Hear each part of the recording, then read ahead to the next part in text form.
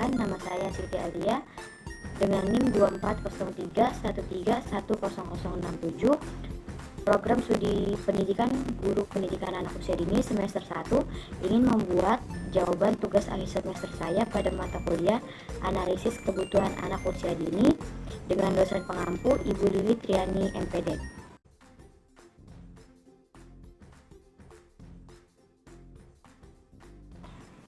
Soal yang pertama yaitu ada kasus seorang anak berusia 4 tahun sering terlihat pendiam, jarang berinteraksi dengan teman-temannya, dan sering menangis ketika ditinggal oleh orang tuanya di sekolah. Guru mencatat bahwa anak tersebut belum mampu berkomunikasi dengan baik dan kesulitan mengikuti instruksi dalam kegiatan belajar. Ada 3 pertanyaan yang akan dibahas pada kasus tersebut. Yang pertama, berdasarkan kasus tersebut, identifikasi kebutuhan perkembangan apa saja yang belum terpenuhi pada anak tersebut. Yang kedua, analisis faktor-faktor yang mungkin menjadi penyebab kondisi anak tersebut. Dan yang ketiga, sebagai calon pendidik guru PAUD, rancangan atau program sederhana apa yang dapat Anda terapkan untuk membantu anak tersebut dalam aspek sosial, emosional, dan bahasa. Untuk menjawab pertanyaan yang pertama tadi, soalnya ada identifikasi kebutuhan perkembangan yang belum terpenuhi pada kasus tersebut. Pada aspek sosial, yang pertama ada interaksi sosial. Anak tersebut jarang berinteraksi dengan teman-temannya yang menunjukkan kesulitan dalam pembentukan hubungan sosial yang kompleks dan berinteraksi. Yang kedua ada ekspresi emosi. Menangis ketika ditinggal orang tuanya di sekolah menunjukkan bahwa anak tersebut masih kesulitan mengelola emosi dengan baik. Yang ketiga ada kepercayaan dirinya, kesulitan berkomunikasi dengan baik dan mengikuti instruksi dalam kegiatan belajar dapat menunjukkan kurangnya kepercayaan diri. Lalu ada pada kebutuhan perkembangan bahasa. Yang pertama ada komunikasi. Anak belum mampu berkomunikasi dengan baik, yang berarti ada kekurangan dalam penggunaan bahasa dan ekspresi ide. Yang kedua ada instruksi. Anak kesulitan mengikuti instruksi dalam kegiatan belajar menunjukkan bahwa anak tersebut butuh peningkatan dalam pemahaman dan implementasi instruksi verbal. Untuk pertanyaan yang kedua pada kasus tersebut yaitu ada analisis faktor-faktor yang mungkin menjadi penyebabnya. Yang pertama ada stabilitas keluarga. Adanya perubahan-perubahan stabil dalam keluarga seperti perceraian, pertengkaran, atau lain sebagainya dapat mempengaruhi stabilitas emosi pada anak tersebut. Yang kedua ada pengalaman traumatik. Pengalaman traumatis seperti dipisahkan dari orang tua atau pernah mungkin dipermalukan pernah diketawakan di depan umum juga dapat menyebabkan reaksi emosional yang intens pada anak tersebut. Yang ketiga ada gangguan neurologis. Gangguan neurologis ringan seperti ADHD dapat menyebabkan kesulitan dalam berinteraksi sosial dan mengikuti instruksi yang diberikan oleh gurunya. Yang keempat yaitu ada kondisi umum. Masalah kesehatan umum juga bisa mempengaruhi adanya faktor pengembangan tersebut, misalnya seperti infeksi atau kelelahan kronis juga harus dipertimbangkan sebagai faktor yang mempengaruhi perilaku pada anak tersebut. Untuk pertanyaan ketiga pada kasus ini yaitu ada program sederhana untuk membantu aspek sosial emosional dan bahasa, yaitu ada yang pertama ada program interaksi sosial. Di antaranya ada playground. Ajak anak bermain di playground agar dapat berinteraksi dengan teman-teman lainnya. Lalu di sana juga mereka bisa melakukan aktivitas seperti bermain bersama, berbagi mainan, dan bisa bermain peran. Yang kedua ada membuat grup kecil. Buat grup kecil anak-anak yang sama-sama memiliki tantangan sosial emosional. Aktivitas yang bisa mereka lakukan di sana juga bisa seperti aktivitas berkelompok, bermain puzzle, kan nanti mereka di sana berkelompok tuh. Nah, seperti itu. Lalu ada yang kedua itu ada program ekspresi emosi. Yang pertama ada waktu luang. Gunakan waktu luang untuk bermain dan beraktivitas bersama anak. Aktivitas yang dilakukan juga ada misalnya seperti bermain musik, teater miniatur, atau bisa juga bermain peran. Yang kedua ada teknik mengelola emosi. yang dapat diajarkan anak untuk mengidentifikasi dan mengategorikan emosi. Bisa juga untuk melatih anak mengucapkan perasaannya dengan jelas. Misalnya, aku sedih, aku marah, aku lapar, aku mau makan, misalnya seperti itu. Yang ketiga, ada jaminan stabil. Pastikan anak memiliki rutinitas harian yang stabil seperti jam makan dan istirahat yang tetap atau yang teratur. Yang ketiga, ada program komunikasi.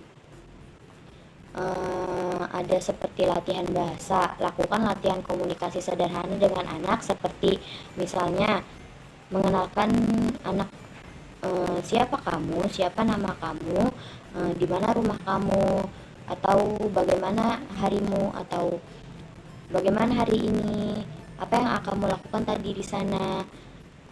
Bisa juga seperti itu. Gunakan gambar dan objek untuk membantu anak memahami konteks tersebut.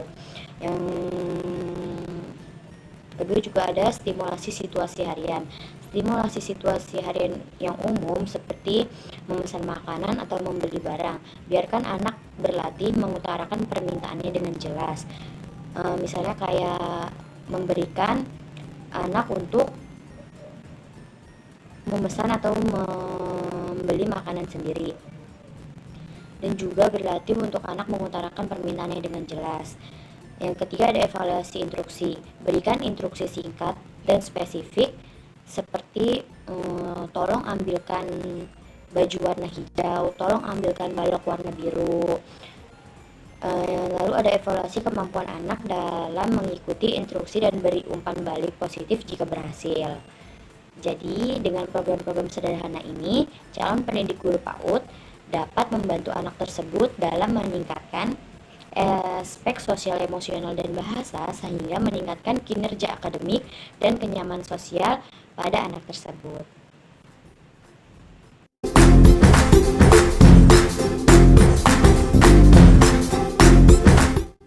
Soal yang kedua, yaitu ada apa saja faktor-faktor yang mempengaruhi kebutuhan anak usia dini dalam aspek perkembangan fisik, kognitif, bahasa, sosial, emosional, dan moral. Berikan penjelasan dan contohnya. Untuk faktor-faktor yang mempengaruhi kebutuhan anak usia dini dalam aspek perkembangan meliputi yang pertama ada perkembangan fisik, nutrisi yang baik, dan stimulasi motorik penting untuk pertumbuhan fisik pada anak. Contohnya dari makanan yang bergizi, mendukung pertumbuhan tulang dan otot pada perkembangan si anak tersebut. Yang kedua ada pada perkembangan kognitif. Stimulasi mental melalui permainan edukatif meningkatkan kemampuan berpikir dan memecahkan masalah. Contohnya bermain yang melibatkan angka dan bentuk serta gambar. Misalnya juga bisa bermain seperti bermain puzzle atau bermain peran lainnya. Yang ketiga ada perkembangan bahasa. Interaksi verbal dengan orang tua dan lingkungan mendukung perkembangan bahasa. Contohnya membaca buku bersama dapat meningkatkan kosakata dan bahasa baru pada anak tersebut. Dan yang keempat ada perkembangan sosial emosional. Lingkungan keluarga yang harmonis membantu anak belajar berinteraksi sosial. Contohnya bermain dengan teman sebaya, mengajarkan empati dan kerjasama antara sesama. Yang kelima, perkembangan moral. Pendidikan nilai-nilai moral dari orang tua membantu anak memahami norma sosial. Contohnya mengajarkan kejujuran dan tanggung jawab kepada anak sejak usia dini dari masih kecil.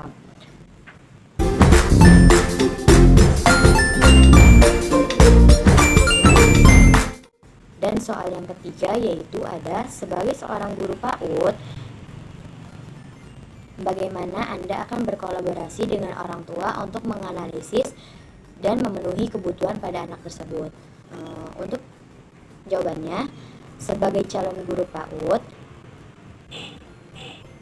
kolaborasi dengan orang tua dapat dilakukan melalui beberapa langkah strategis. Yang pertama yaitu ada membangun komunikasi yang aktif dengan cara membangun atau membuka saluran komunikasi yang mudah diakses seperti pertemuan rutin dan aplikasi pesan untuk mendiskusikan perkembangan yang dialami oleh anak.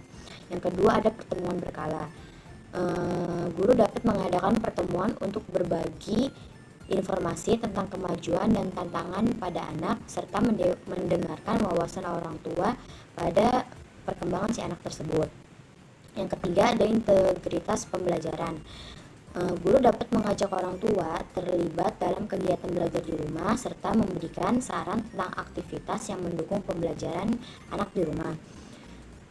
Yang keempat ada pengenalan perkembangan anak. Memahami karakter dan minat anak melalui informasi dari orang tua untuk menyesuaikan rencana pembelajaran yang ada. Yang kelima ada mengatasi tantangan bersama. Bekerja sama, guru dapat bekerja sama dalam mengidentifikasi dan mengatasi masalah yang dihadapi oleh anak dan menciptakan lingkungan belajar yang mendukung serta yang menyenangkan.